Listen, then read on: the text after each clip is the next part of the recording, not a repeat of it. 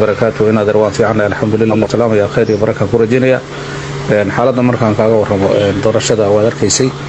muddada lagu daray maadaama culays fara badan la saaray oo beesha caalamku iyo UN-ka iyo maaragtay AMISOM intuu maadaama ay nimanka qaylqayliyaya bal si loo soo afjaro wax ugu dara 3 maalmood baa maaragtay loogu daray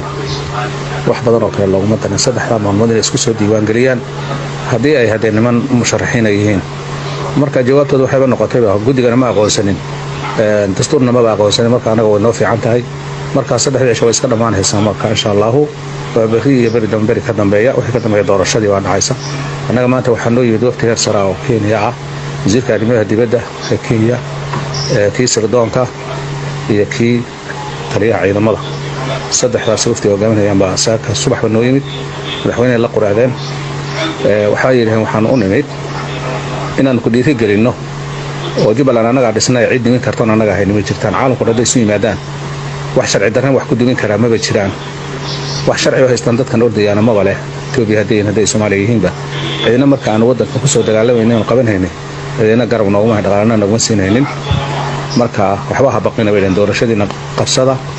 Itoobiya anaga la hadlayna waxa ay Jubbaland ka rabto waxa kale yiraahdeen haday xitaa dagaal istaagto difaac horeeya anaga galayna waxa kale oo wasiirka arrimaha dibadda uu yiri waxa weyn anagu waxyaabaha noo muhiimka ah waxa weey sida aan maartay doorashadina beesha caalamka uga gadi lahayn inay xaq tahay oo doorasho cadaalad ay tahay taas aan noo weyn laakiin kuwa iska hadlayay waxba macno badan ma leh waxaan ka baqayna markaas weyn naga laabteen marka adeer way fiicanta 3 cisho lagu daray markaan ku sheego markaasina saas noo yimideen geesinimadana wayna siiyeen kuwana waxmaana badan oo leeyihiin male tigniina wala si magaalada waxa hal qof kuma dili kartaan hore baan kugu sheegay